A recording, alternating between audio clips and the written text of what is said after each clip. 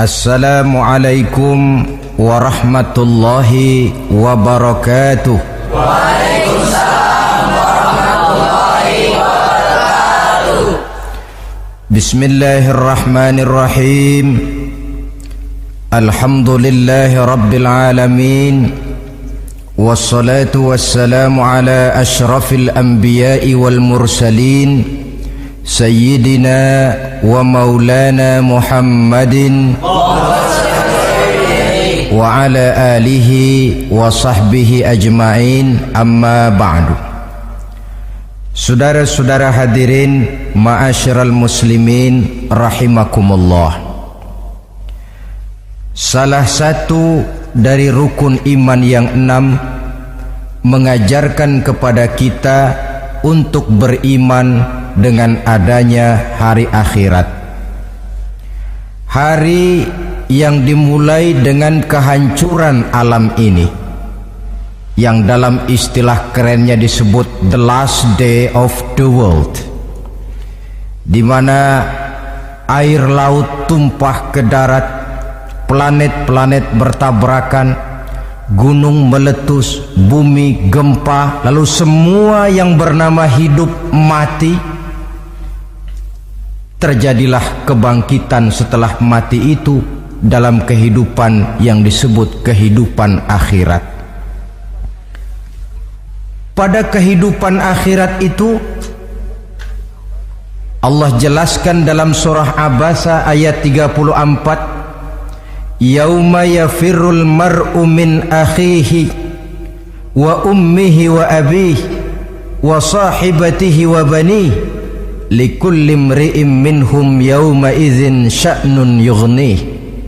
Hari di mana setiap orang akan lari dari saudaranya, dari ibunya dan bapaknya, dari istrinya dan anak-anaknya.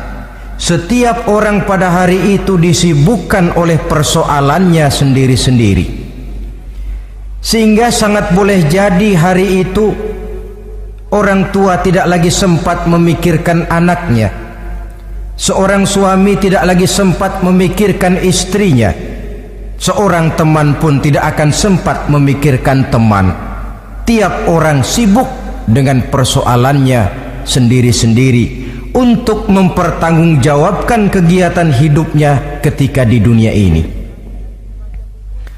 Dalam keadaan semacam itu, di mana orang disibukkan dengan persoalannya masing-masing, ada 7 golongan manusia yang mereka tenang-tenang saja.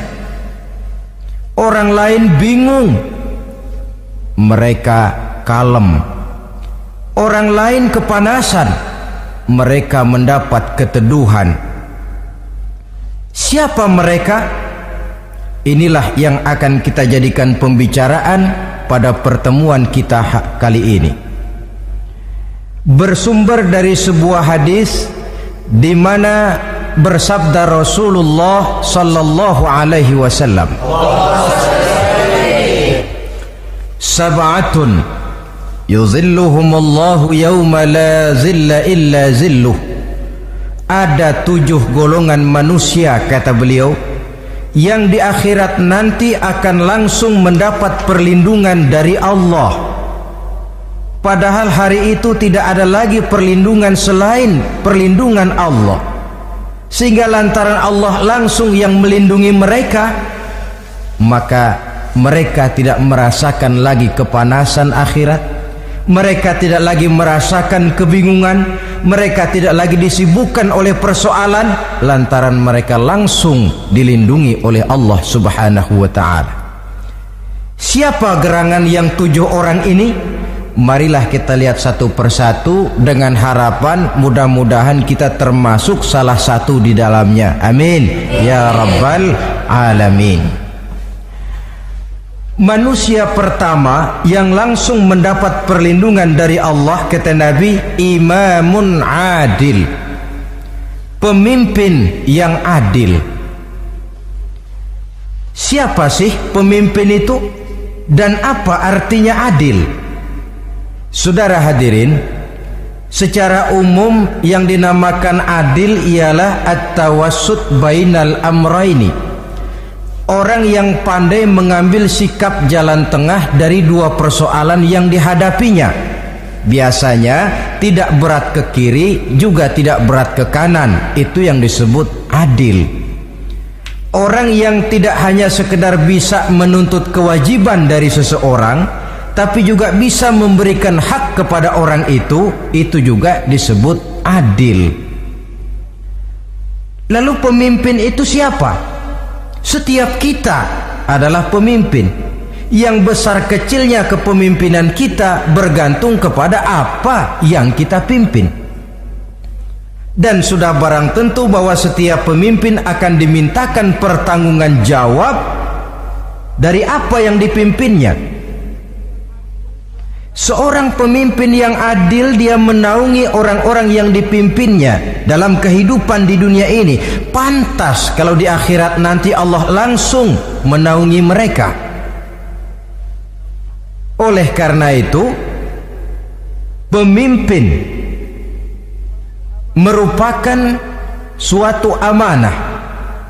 Jabatan di samping dia merupakan amanah juga merupakan nikmat. Dan nikmat itu akan bergantung kepada pandai atau tidak kita mensyukurinya. Beberapa contoh dalam sejarah bisa kita lihat. Seorang bernama Umar bin Abdul Aziz, pada saat beliau secara aklamasi dipilih menjadi pemimpin, menjadi presiden, ucapan yang pertama keluar dari mulutnya, inna lillahi wa inna ilaihi raji'un. Coba bayangkan ini, dipilih jadi pemimpin, diangkat jadi presiden, bukan alhamdulillah, malah inna lillahi wa inna ilaihi raji'un. Kenapa? Dia anggap jabatan itu adalah amanah. Menyia-nyiakan amanah berarti khianat, dan khianat ini adalah dosa besar. Pantaslah kalau Allah Subhanahu wa taala memperingatkan, nikmat bisa saja berubah menjadi azab kalau kita tidak pandai mensyukurinya. La in syakartum la azidannakum wa la in kafartum inna azabi lasyadid. Kalau kamu pandai bersyukur, aku tambah nikmatku. Tapi kalau kamu tidak pandai bersyukur, kamu ingkar, kamu lupakan nikmat Allah, awas, azabku amat pedih, kata Allah. Jadi berdasarkan logika dari ayat ini bisa kita katakan, orang kaya, ada orang kaya nggak di sini? Banyak. Ada orang kaya nggak? Yang kaya tolong dengerin. Orang kaya itu bisa masuk surga karena hartanya, pun orang kaya banyak yang masuk neraka juga gara-gara hartanya. Tergantung syukur apa tidak syukur. Orang alim, ada yang alim di sini? Ada. Tolong dengerin orang alim, yang ustadz, yang kiai. Orang alim bisa saja masuk surga karena ilmunya, dan orang alim pun bisa masuk neraka karena ilmunya. Pejabat, ada pejabat? Banyak. Pejabat itu bisa masuk surga karena jabatannya, pun pejabat itu bisa masuk neraka karena jabatannya, bergantung syukur apa tidak. Kalau ada orang kaya, hartanya didapat dari jalan yang halal, berusaha menurut yang disyariatkan oleh Allah, lalu hartanya itu tidak cuma untuk ditumpuk 7 turunan, namun juga berfungsi sosial. Dia bantu pembangunan masjid, dia makmurkan majelis taklim, dia santuni yatim piatu.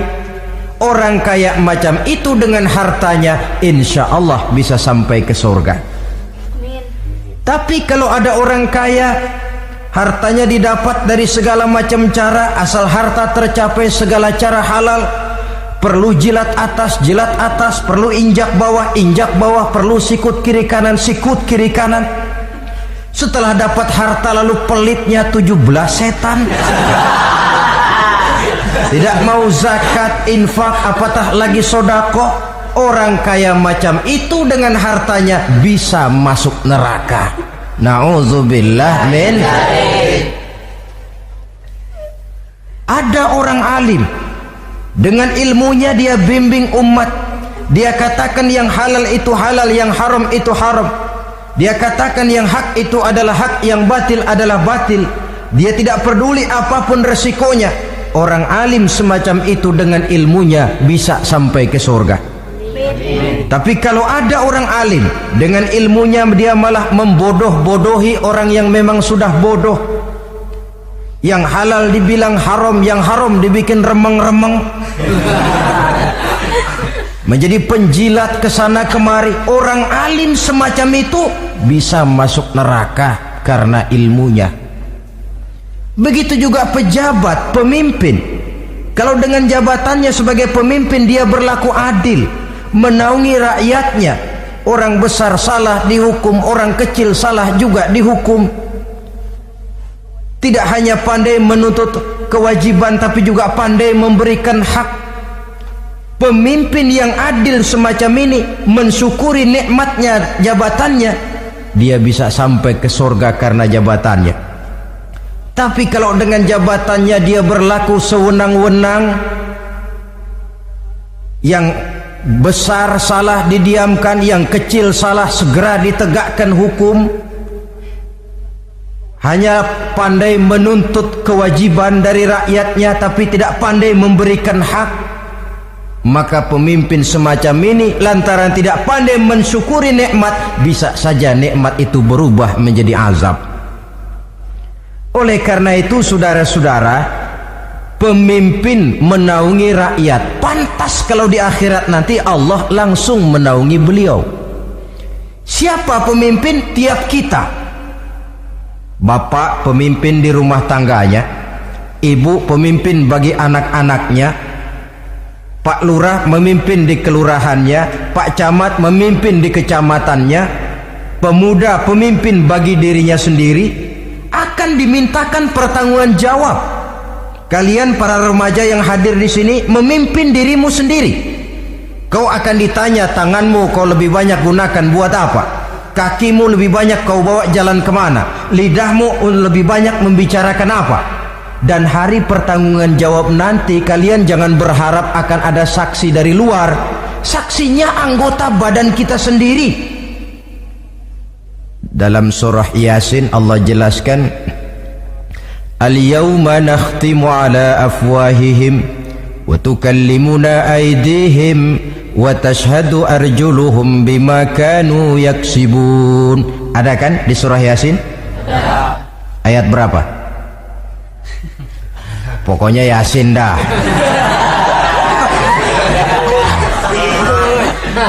Daripada repot-repot, pokoknya Yasin gitu aja biar urusan lancar.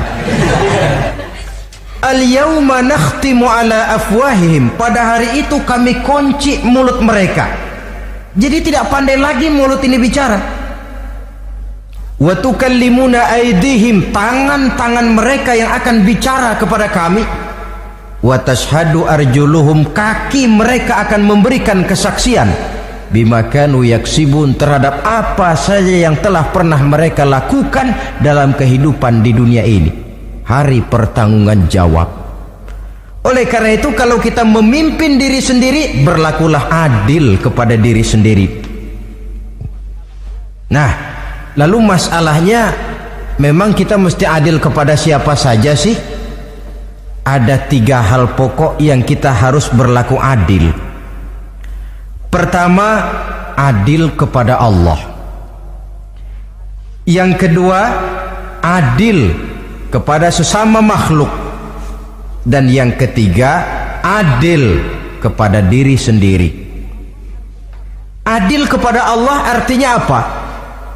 Mendahulukan hak Allah daripada kepentingan pribadi.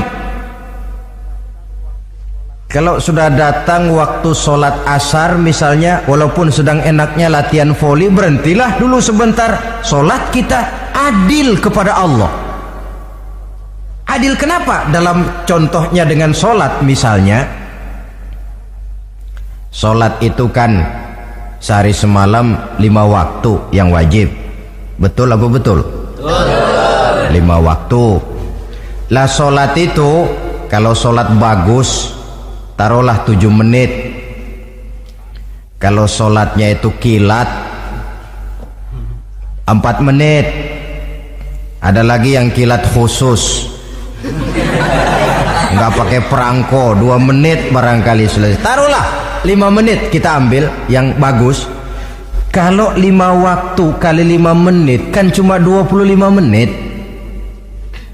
Sementara Allah memberikan kita hidup ini 24 jam sehari semalam. Cuma 25 menit diminta untuk ibadah kepadanya. Tidak sanggupkah kita berlaku adil?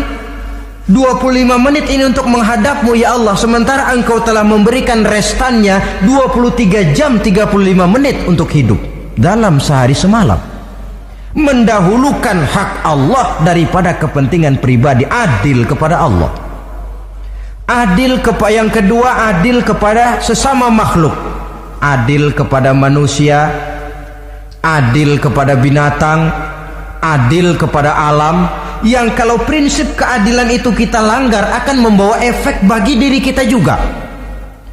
Manusia sekarang kan tidak adil kepada alam. Misalnya apa? Hutan ditebangi secara liar, gunung-gunung menjadi gundul. Akibatnya ketika turun hujan terjadi erosi, banjir melanda kemana-mana, tanah longsor terjadi.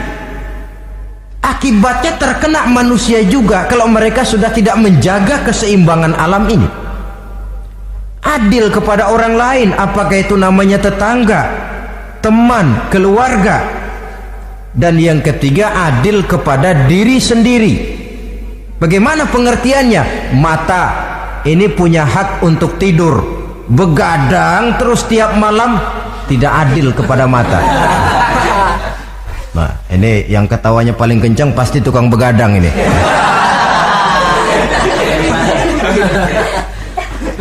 Perut ini punya hak untuk tidur, puasa saja siang malam, mengurangi hak perut.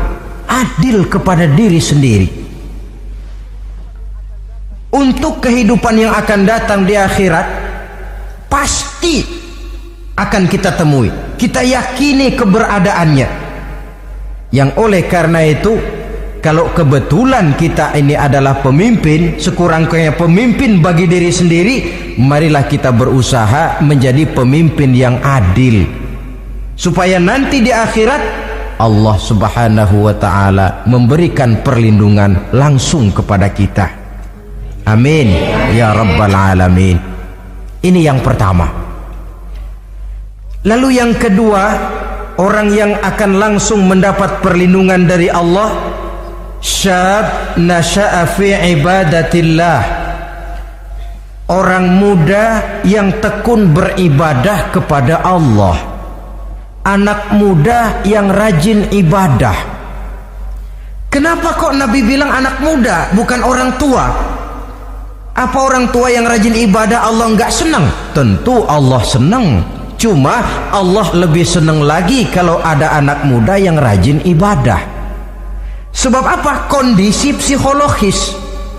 Kalau ada orang tua rajin ibadah itu mah pantas, emang udah waktunya.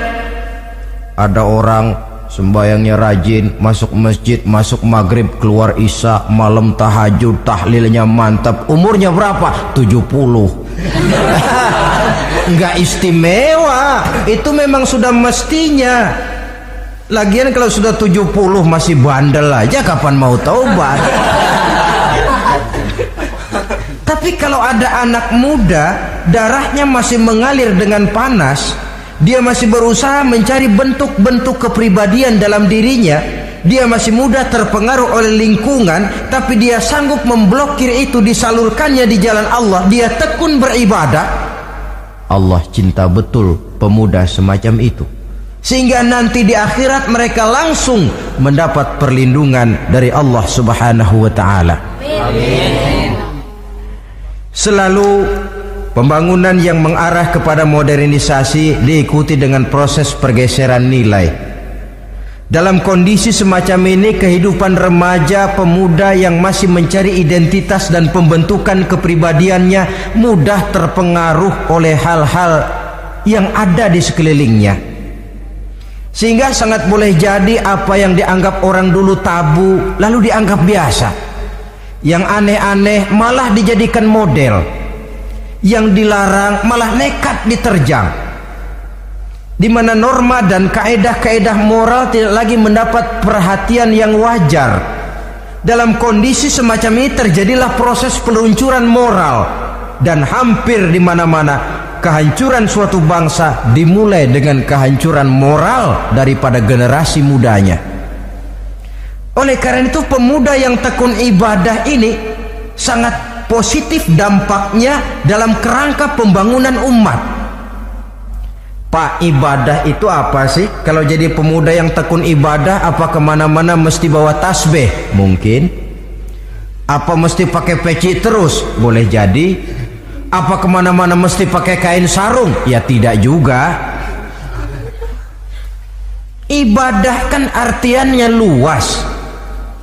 Segala perbuatan yang diperintah dan karenanya bertujuan mencapai ridho Allah, itu bernama ibadah. Kalian remaja berangkat menuntut ilmu, pergi pagi pulang siang, membekali diri menuntut ilmu, itu ibadah.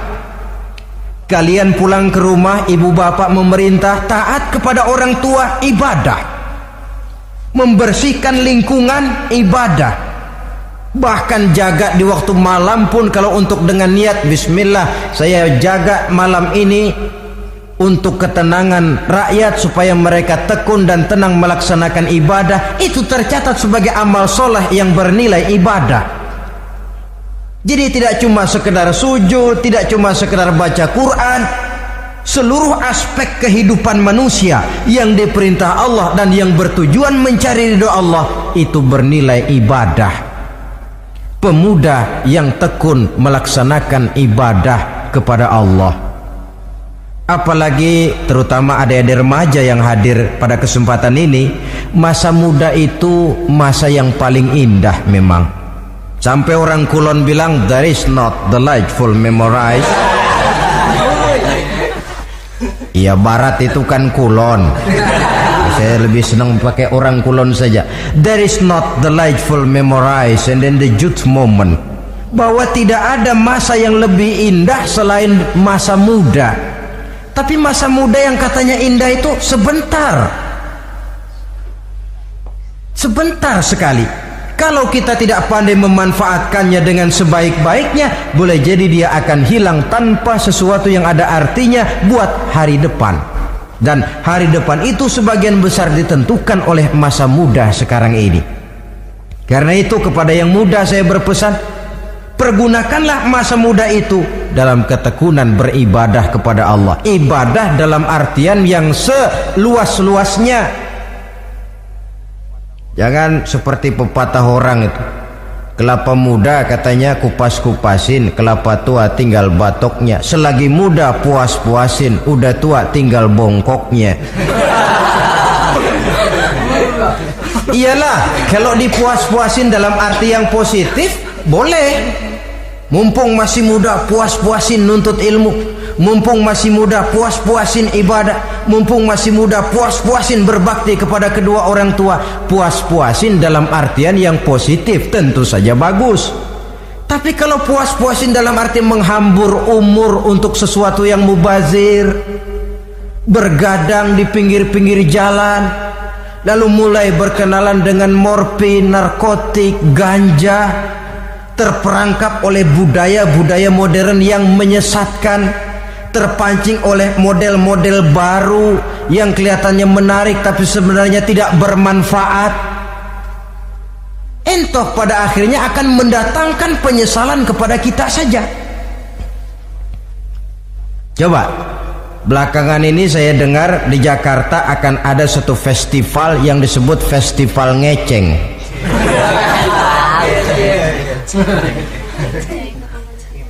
Ngeceng ini kalau bahasa gampangnya nampang. Jadi itu biasanya muda-mudi diri di pinggir-pinggir jalan, pakai kacamata hitam, pakaian warna-warni, rambut dicat sedemikian rupa supaya menarik perhatian. Mereka diri di pinggir-pinggir jalan, nampang, istilah ngepopnya ngeceng katanya. Oh, ini mau diadakan festival, secara langsung atau tidak, festival ini kan mempopulerkan ngeceng jadinya. Yang tadinya orang awam gak kenal, lantaran diangkat ke permukaan jadi terkenal. Kalau sudah terkenal lalu jadi mode. Kalau sudah jadi mode, latahan. Boleh jadi nanti akhirnya ngeceng masuk desa. Bukan cuma sekedar ABRI masuk desa, bukan cuma sekedar koran masuk desa, ngeceng pun bisa saja masuk desa. Banyak saluran-saluran positif yang sesuai dengan kreativitas jiwa remaja, ketimbang mengadakan sesuatu yang tidak ada manfaatnya, ketimbang menghabiskan umur untuk sesuatu urusan yang mubazir. Sedangkan umur bukan jatah gratis tanpa batas waktu. Ada pertanggungan jawab. Umurmu kau habiskan di mana? Masa mudamu kau selesaikan di mana? Itu akan dimintakan pertanggungan jawab. Nah, pemuda yang tekun ibadah kepada Allah, dampak positifnya apa? Dia punya sandaran vertikal kepada Allah. Jiwanya besar, jiwanya mandiri. Dan ini yang kita perlukan, pemuda yang siap jadi pelopor, bukan pengekor. Pemuda yang sanggup mandiri dan bukan membanggakan keturunan leluhurnya. Kata pepatah, wa khairun nasi Zu syarafin qadimin aqama li nafsihi syarafan jadida wa syarrun nasi zu khumulin idza fakhartahum zakarul jaduda.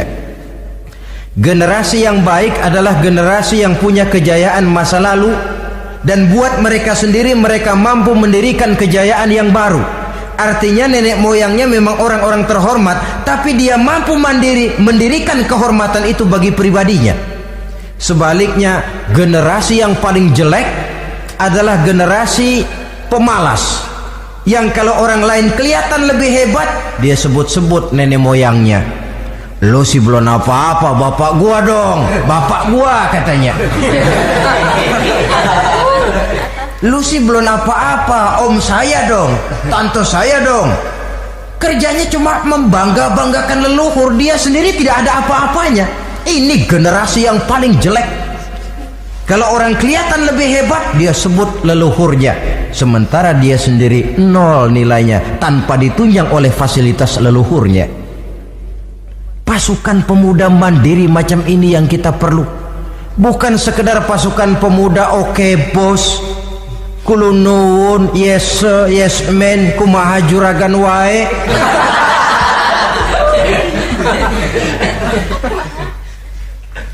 Dan terus terang kita miskin dengan pemuda yang mandiri, yang punya kepribadian, yang berani berkata ya terhadap yang benar dan berani berkata tidak terhadap yang tidak benar. Dari mana ini didapat? Sandaran vertikal dalam bentuk ibadah kepada Allah akan memantapkan jiwa, membersihkan hati, sehingga dia akan berfungsi seperti radar. Sandaran vertikalnya cuma kepada Allah. Inilah dampak positifnya. Karena itu tentu saja kita berharap sekurang-kurangnya pemuda-pemudi yang hadir pada kesempatan ini menjadilah pemuda-pemudi yang tekun beribadah kepada Allah. Amin. Amin. Nah, baiklah ya, itu tadi yang kedua. Kita lanjutkan sekarang yang ketiga, orang yang akan langsung mendapat perlindungan dari Allah. Kata Nabi, rajulun qalbuhu mu'allakun bil masjidi. Seseorang yang hatinya selalu terpaut kepada masjid.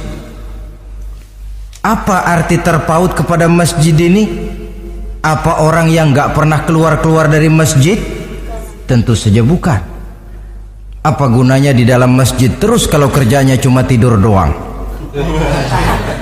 Maksud terpaut kepada masjid ini, hatinya selalu berpikir bagaimana memakmurkan masjid. Jasadnya boleh saja ada di kantor, boleh saja ada di pasar, boleh ada di sawah, boleh ada di ladang, tetapi hasil daripada usahanya dia lalu berpikir bagaimana memakmurkan masjid. Sebab apa? Masjid merupakan center of activity, pusat daripada kegiatan umat. Kalau kita lihat fungsi masjid di zaman Rasul, Di masjid beliau berdakwah, di masjid beliau mengatur negara, di masjid beliau mengadakan perundingan, di masjid beliau bermusyawarah dengan para sahabat. Pusat daripada kegiatan umat. Dan memakmurkan masjid ini dasarnya tidak lain karena iman kepada Allah. Prinsipnya bagaimana kita menghidupkan masjid dan bukan mencari hidup di masjid.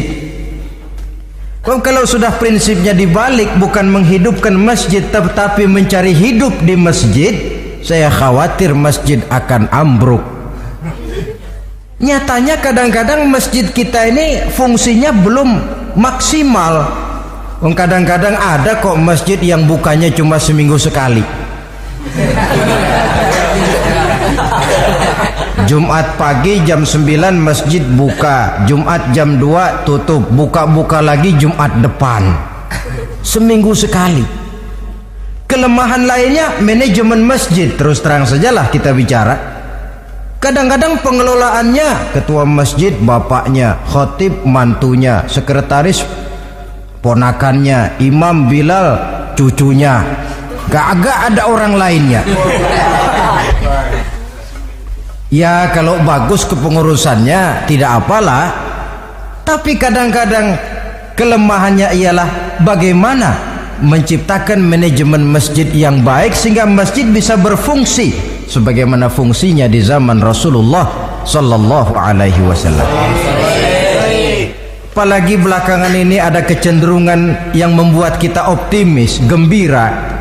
Remaja, pemuda, pemudi mulai gemar datang ke masjid, berkumpul membentuk remaja masjid, remaja musola, mengadakan kegiatan majelis taklim yang mingguan, yang bulanan, aksi sosial yang semuanya bermuara dari kehidupan masjid. Sesuatu yang menggembirakan. Dan sudah sepatutnya para pengelola masjid membuka pintu untuk bisa mengatur masjid menurut manajemen yang diharapkan oleh umat. Karena bagaimanapun di masjid dua jalur komunikasi, bahasa kerennya two-way traffic communication, itu bisa kita laksanakan, yaitu hablum minallah wa hablum minan nas. Berhubungan kepada Allah dan berhubungan kepada sesama manusia bisa terlaksana di masjid. Berhubungan dengan Allah jelas saja lewat sholat misalnya. Berhubungan dengan sesama manusia jelas saja lewat musyawarah, lewat majelis taklim, lewat kegiatan-kegiatan yang mensyiarkan agama. Dan begitu selanjutnya. Saudara hadirin yang saya hormati, memakmurkan masjid sebagai rumah Allah.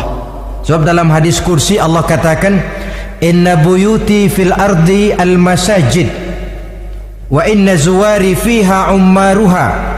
Rumahku di permukaan bumi adalah masjid-masjid, kata Allah. Dan orang-orang yang memakmurkan masjid, orang yang datang ke masjid adalah tetamuku. Kalau Allah memerintahkan kita menghormati tamu, tentu Allah lebih tahu bagaimana menghormati tamunya sendiri. Allah mengajarkan kita, hormatilah tamumu.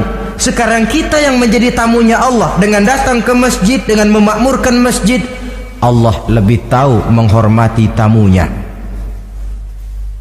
Ini yang ketiga. Yang keempat, hadirin, orang yang langsung mendapat perlindungan dari Allah itu rajulani tahabba fillahi ijtama'a alaihi wa tafarraqa alaihi. Dua orang yang menjalin persaudaraan, yang bertemu dan berpisah karena Allah, bersaudara karena Allah, bukan karena orang punya pangkat tinggi lalu kita temani, bukan karena orang kaya lalu kita dekati, tetapi karena Allah. Kau di jalan Allah, mari kau saudara saya. Kau keluar dari jalan Allah, maaf sajalah, bawalah dirimu sendiri, saya akan membawa diri saya. Lebih baik sendiri daripada berteman jahat. Berdua memang lebih baik daripada sendiri, tapi sendiri lebih baik daripada berteman jahat. Maksudnya apa ini? Sederhana dalam benci, sederhana dalam cinta. Ukurannya Allah. Al-Quran mengisyaratkan, wa asa an tuhibbu syai'an wa huwa syarrul lakum, wa asa an takrahu syai'an wa huwa khairul lakum. Sangat boleh jadi, kata Allah, kamu menyenangi sesuatu padahal akibatnya tidak baik bagi kamu, dan sangat boleh jadi kamu membenci sesuatu padahal akibatnya baik bagi kamu. Nah, mari kita lihat. Kalau orang bersaudara cuma karena temannya itu punya pangkat tinggi, saya yakin kalau temannya pensiun, persaudaraannya akan selesai sampai di situ. Kalau kita mencari teman cuma karena dia kaya, satu saat dia jatuh bangkrut, jatuh miskin, persaudaraan akan selesai sampai di situ. Tapi kalau karena Allah yang bisa memisahkan kita apabila orang sudah keluar dari jalur yang diridhoi oleh Allah Subhanahu wa taala. Oleh karena itu, kepada semua hadirin, mari menjalin persaudaraan dalam bentuk ideal yang diajarkan oleh Islam. Nilai persaudaraan yang diikat oleh akidah. Kalaupun harus benci, bencilah sederhana, tidak habis-habisan ngebenci orang. Kalaupun harus cinta, cintalah sederhana. Boleh jadi yang hari ini kita benci bukan main, besok kita senangi. Mungkin yang hari ini kita cintai mati-matian, besok sudah berubah menjadi yang kita benci. Sederhana saja, tidak usah berlebih-lebihan. Kalau nilai persaudaraan yang diajarkan ini bisa kita wujudkan, persaudaraan yang diikat dengan nilai akidah, maka dari persaudaraan semacam itu insya Allah kita bisa berbuat banyak untuk kepentingan diri, keluarga, masyarakat kita pada umumnya. Ini kelompok yang keempat. Orang kelima yang nanti langsung mendapat perlindungan Allah, rajulun da'athum ra'atun zatu mansibin wa jamalin ila nafsiha faqala inni akhafullaha rabbal alamin. Seorang laki-laki, kata Nabi, yang dipanggil oleh perempuan cantik. Laki-laki normal dipanggil oleh perempuan cantik. Untuk apa? Diajak melakukan perbuatan yang negatif. Tidak ada orang yang tahu, tempatnya sepi. Apa yang terjadi? Orang ini berkata, inni akhafullaha rabbal alamin. Maaf saja, saya takut kepada Allah. Orang yang bermoral nanti di akhirat langsung dilindungi oleh Allah, tidak mudah jatuh oleh bujuk rayu, tidak mudah terpesona oleh wajah-wajah yang menggiurkan. Seperti dalam sejarah yang terkenal itu Nabi Yusuf alaihi salam. Kenal kan Nabi Yusuf? Nabi Yusuf itu bekerja di istana Kitfir. Kitfir ini punya istri namanya Zulaikha. Orangnya cantik. Diam-diam Zulaikha ini rupanya naksir sama Yusuf.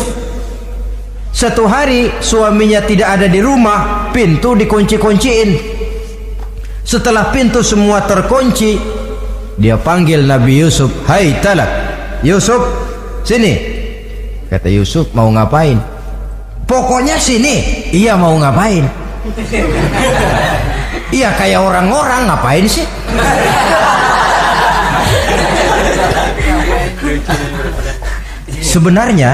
Sebenarnya ini Zulaikha senang kepada Yusuf, Yusuf pun demikian. Walaqad hammat bihi wa hamma biha. Zulaikha menyenangi Yusuf, Yusuf pun menyenangi Zulaikha. Tapi apa? Walaula an ra'a burhana rabbih. Andai kata Yusuf tidak melihat peringatan Tuhannya, letter S.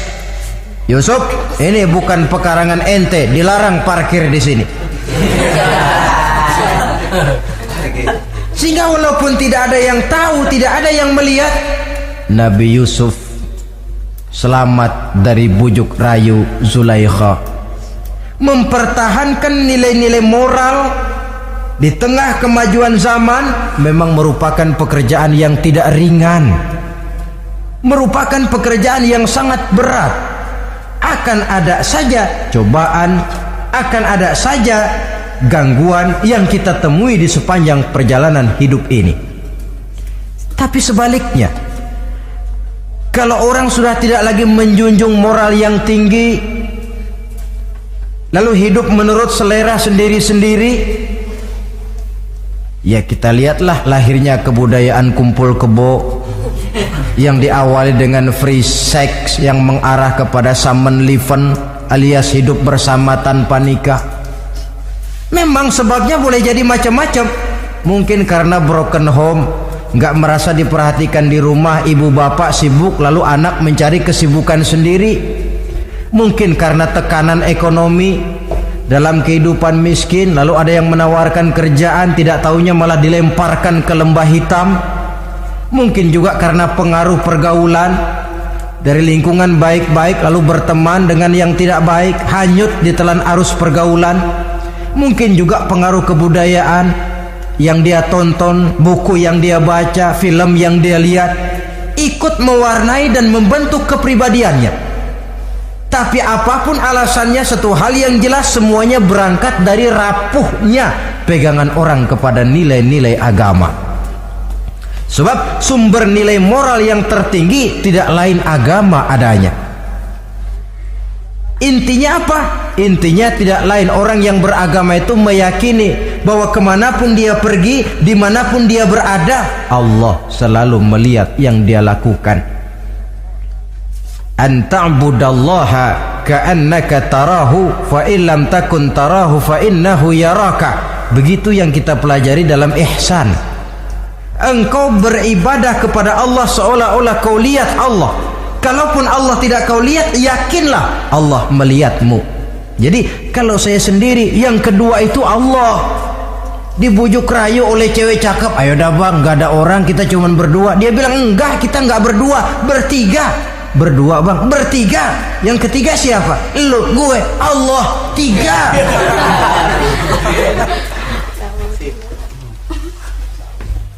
Di kantor mau korupsi, dia kasak kusuk, gerasak gerusuk cari apa yang seharusnya menjadi hak orang lain. Tidak ada yang lihat, tapi dia tidak sendiri. Saya berdua. Yang kedua, Allah. Merasakan kehadiran Allah dekat dalam hidup. Nilai moral semacam ini menyelamatkan masyarakat. Pantas kalau orang semacam ini di akhirat nanti langsung mendapat perlindungan dari Allah Subhanahu wa ta'ala. Karena itu terutama adik-adik remaja yang hadir, sebenarnya yang paling mahal dalam hidupmu adalah harga dirimu. Kalau itu sudah terjual dan tergadai, apalagi yang bisa kau banggakan dalam hidup ini? Titel yang berenteng barangkali, harta yang banyak, mobil yang serba berkilat barangkali. Tidak akan banyak manfaatnya kalau sudah dimulai dengan kehancuran daripada harga diri. Tidak ada yang lebih mahal daripada harga diri. Jagalah itu baik-baik. Pelihara nilai-nilai moral. Makin pandai kau jaga diri, insya Allah makin mahal hargamu. Dalam pandangan manusia, lebih-lebih juga dalam pandangan Allah. Pantas kalau pepatah bilang, innamal umamul akhlaqu ma baqiyat fa in zahabathum akhlaquhum zahabu. Suatu bangsa akan tegak kalau dia masih punya nilai moral. Bila hancur moral itu, hancur jugalah ketegakan daripada bangsa itu sendiri. Ini yang kelima. Yang keenam, masih dua lagi. Orang keenam yang nanti akan langsung mendapat perlindungan dari Allah, rajulun zakarallaha khalian fafadat ainahu. Seseorang yang mengingat Allah dalam kesunyian, lalu berlinang air matanya. Tengah malam dia bangun, bertahajud dia kepada Allah. Gemersik tikar tersentuh tangan, laksana lambaian tangan malaikat maut nak datang merenggut nyawa. Terbayang segala dosa dan kesalahan, tergambar semua kekeliruan yang dilakukan dalam hidup. Lalu air mata pun tanpa terasa berurai membasahi pipi. Orang yang mengingat Allah dalam kesunyian. Saudara, tidak ada orangnya itu yang tidak punya dosa. Coba saya mau tanya, yang kumpul di sini ada nggak orangnya yang nggak punya dosa? Tidak ada. Dan memang orang yang baik itu bukan orang yang tidak punya dosa, sebab tidak ada orang yang tidak punya dosa. Orang yang baik adalah orang yang apabila dia melakukan dosa, dia segera sadar, dijadikannya itu sebagai pelajaran untuk tidak diulanginya lagi pada masa yang akan datang. Dengan kata lain, mengingat Allah dalam kesunyian itu artinya bertaubat. Ini kan anak muda sekarang nih, kalau diajak bicara taubat, taubat mah urusan 70 ke atas pak. Kita ini masih lama. Padahal masalah taubat bukan masalah tua. Masalah taubat adalah masalah dosa, dan masalah dosa adalah masalah manusia sejak dia akil balik sampai dengan kehidupannya yang sekarang. Sengaja atau tidak, besar atau kecil, ringan atau berat, tiap kita mesti mempunyai yang namanya dosa. Allah Maha penerima taubat sepanjang nafas belum sampai di kerongkongan. Jikalau nafas sudah sampai di tenggorokan, baru kita mau melaksanakan yang namanya taubat. Kasihlah itu.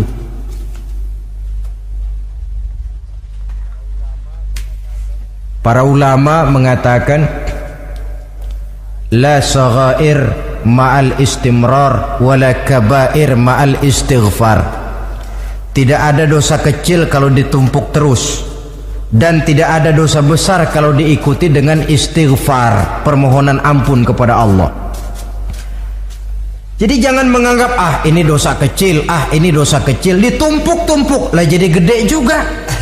Tidak ada dosa yang kecil kalau dikerjakan terus-menerus, dan tidak ada dosa yang besar kalau diiringi dengan istighfar. Dalam kehidupan ini, apabila dosa sudah bertumpuk, maksiat merajalela, munkarat menjadi jadi, Allah tidak akan segan-segan menurunkan azab. Azabnya itu bisa dalam bentuk bencana alam, banjir namanya, kebakaran merajalela namanya, gempa bumi namanya, bendungan pecah namanya, reaktor atom bocor namanya boleh jadi macam-macam. Sebab apa? Al-Quran memberikan jaminan, wa ma kana Allahu liyu'adzibahum wa hum yastaghfirun. Allah tidak akan menurunkan azab selama di tengah masyarakat manusia masih banyak orang yang istighfar kepada Allah. Jadi hakikatnya kita ini berhutang jasa kepada orang yang rajin sujud, rajin mohon ampun kepada Allah. Lantaran mereka barangkali azab tidak diturunkan oleh Allah kalau melihat banyaknya sudah munkarat dan maksiat. Mengingat Allah dalam kesunyian, tengah malam, waktu yang mustajabah, terutama sepertiga malam yang akhir, situasinya lain. Gak percaya boleh coba lah, nyoba kan gak bayar. Coba kalian bangun tengah malam, tahajud, kalian akan menemukan satu suasana yang lain daripada misalnya kalau kalian sembahyang zuhur tengah hari panas terik di tengah banyak orang. Hati bergetar. Segala kekeliruan yang pernah kita kerjakan lalu terbayang, dan air mata tanpa terasa, tanpa diundang bahkan berurai membasahi pipi. Ya Allah, alangkah nikmatnya suasana macam itu, menciptakan perasaan dekat dengan Allah, terwujud kedamaian batin. Dan ini yang banyak dicari orang sekarang, yang kadang-kadang karena terlalu ingin mencari kedamaian lalu keliru jalan. Yang bertapa di goa-goa katanya nyepi dari kehidupan manusia, memencilkan diri dengan cara-cara yang mereka atur sendiri. Tidak macam itu. Quran punya resep, ala inna bi dzikrillahi tatmainnul qulub. Ketahuilah, dengan banyak mengingat Allah, hati menjadi tenang, jiwa menjadi lapang, pikiran menjadi damai. Ini resep Islam untuk mencapai ketenangan jiwa, mengingat Allah dalam kesunyian. Saudara hadirin yang saya hormati, ini aspek daripada ibadah. Jadi dengan kata lain, masalah mengingat Allah dalam kesunyian, mengingat dosa bukan urusan orang tua, tapi masalah manusia. Siapapun adanya, sejak dia akil balik, mesti entah kecil besar, entah sedikit entah banyak, ada kesalahan yang dilakukannya. Karena itu, kalau kita masih diberikan kesempatan untuk hidup, artinya Allah masih memberikan kesempatan kepada kita untuk memperbaiki diri. Nanti kalau sudah sangkakala ditiup, alam hancur seperti yang saya jelaskan di awal tadi, sudah tidak sempat lagi, yang tinggal menyesal. Ada yang meratap lalu berkata, ya laitani kuntu turaba. Dalam Quran, aduh andai kata kita bisa balik jadi tanah aja dah dulunya, jangan jadi orang. Kalau dulu kita tetap jadi tanah mah nggak tanggung jawab apa-apa. Dijadiin orang sekarang mesti tanggung jawab. Bagaimana ini? Bingung. Ada yang berkata, ma aghna anni maliyah halka anni sultaniyah. Ternyata harta yang saya bangga-banggakan tidak bawa manfaat hari ini. Ternyata jabatan yang pernah saya duduki malah merusak saya hari ini. Tinggal lagi penyesalan karena kelalaian memanfaatkan waktu hidup dalam kehidupan di dunia ini. Karena itu pandai-pandailah membagi orientasi. Ada saatnya kita sibuk tenggelam dalam berbagai urusan dunia, lain saat tenggelam dalam kefanaan dan kesunyian, membekali diri untuk kehidupan akhirat nanti. Sebentar meninggalkan dunia, rekes kepada Allah, mi'raj, naik menghadap Allah, supaya terwujud keseimbangan untuk mencapai fid dunya hasanah wa fil akhirati hasanah, kebahagiaan dan kebaikan di dunia maupun di akhirat nanti. Inilah golongan yang keenam, orang yang langsung mendapat perlindungan Allah, yang mengingat Allah dalam kesunyian. Yang ketujuh, yang terakhir, orang yang langsung mendapat perlindungan dari Allah di akhirat nanti, rajulun tasaddaqa bi sadaqatin fa akhfaha hatta la ta'lama shimaluhu ma tunfiqu yaminuhu. Seseorang yang bersedekah lalu dia ikhlas dengan sedekahnya sehingga tangan kirinya tidak tahu apa yang diberikan oleh tangan kanannya. Orang yang pemurah, orang yang menyadari bahwa apapun yang dia punya dalam hidup ini cuma sekedar titipan. Fungsinya lalu seperti keran, menyimpan air tapi untuk disalurkan lagi kepada orang yang memang memerlukannya. Alangkah nikmatnya kalau Allah memberikan kepercayaan kepada kita untuk menjadi penyalur, distributor rezeki. Kalau kita ingat kemari, berpikir ke sini, kita tidak akan sayang lagi. Enak saja yang peras keringat banting tulang cari rezeki saya, sampean datang-datang mau minta. Lah, mungkin rezeki dia tapi lewat tangan kita. Satu kehormatan dari Allah kalau kita dijadikan seperti keran, menyimpan air tapi tidak untuk dirinya sendiri, disalurkannya kepada orang-orang yang memang memerlukannya. Tidak ada orang jatuh bangkrut lantaran bersikap pemurah, dan tidak ada orang jadi kaya raya lantaran dia bakhil atau pelit bin kikir alias medit.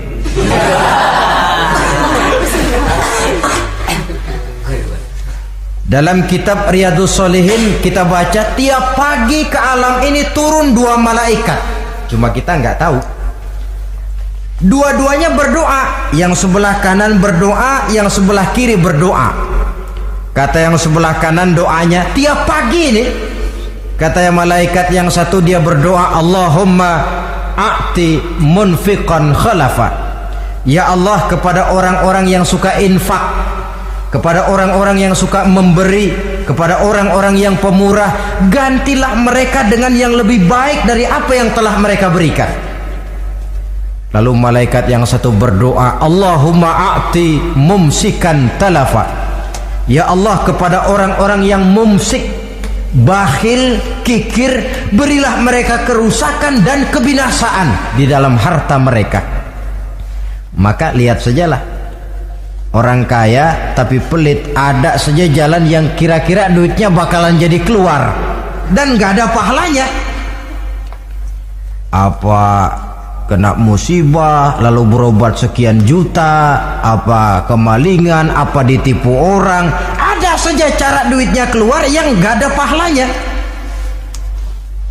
Inilah prinsipnya. Allah mencintai orang pemurah. Dalam hadis kursi, uhibbu ahlas sakha wa hubbi lil faqiri syakhi asyad. Aku cinta kepada orang yang pemurah, tapi aku lebih cinta kepada orang miskin yang pemurah. Orang kaya pemurah Allah cinta, orang miskin pemurah Allah lebih cinta. Kenapa? Nilainya lain. Orang kaya sedekah 500, orang miskin sedekah 500, sama 500-nya, tapi saya yakin pahalanya lebih besar buat si miskin. Kenapa? Buat orang kaya 500 apa artinya? Sekelebatan. Buat si miskin 500 dia mesti peras keringat banting tulang, tapi dia berani memberi seperti beraninya orang kaya. Nilai ini yang dilihat oleh Allah.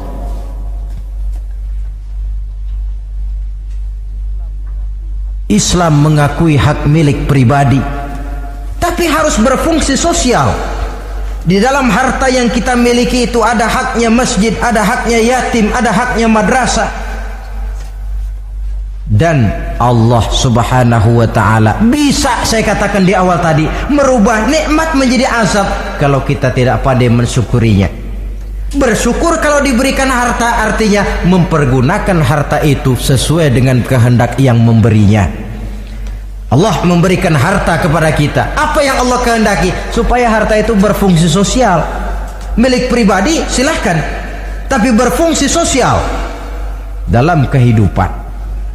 Kita terus terang saja, umat Islam ini bukan tidak punya potensi, tapi tidak pandai menginventarisir potensi.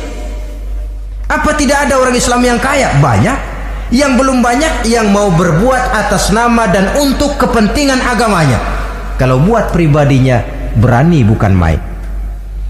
Itulah yang sering diungkapkan orang, pembangunan pesantren terlunta, ya, asrama yatim piatu tidak terurus. Ada orang membangun masjid, meletakkan batu pertama sekaligus jadi batu terakhir. Setelah itu la yamutu wa la yahya, mau dibilang hidup tidak kelihatan geraknya, mau dibilang mati pun tidak ketahuan kuburannya.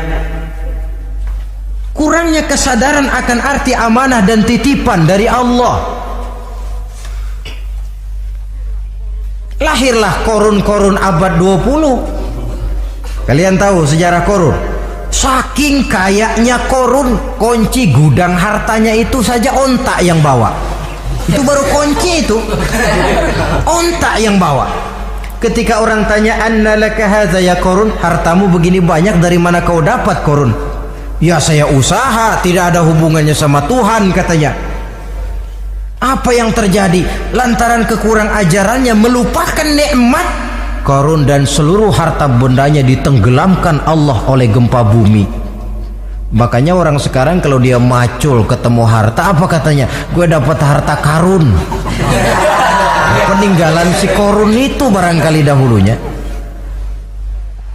Saudara-saudara, oleh karena itu kalau kita oleh Allah diberikan amanah berupa harta, pandailah bersyukur dan jadilah orang yang ikhlas dalam bersedekah. Nah, inilah pertemuan kita pada kali ini. Walaupun singkat, mudah-mudahan sekali lagi kita termasuk salah satu di antara 7 golongan yang di akhirat nanti langsung mendapat perlindungan dari Allah. Terima kasih banyak atas segala perhatian. Mohon maaf atas segala kekurangan. Usikum wa nafsi bitaqwallah. Wassalamualaikum warahmatullahi wabarakatuh. Waalaikumsalam warahmatullahi wabarakatuh.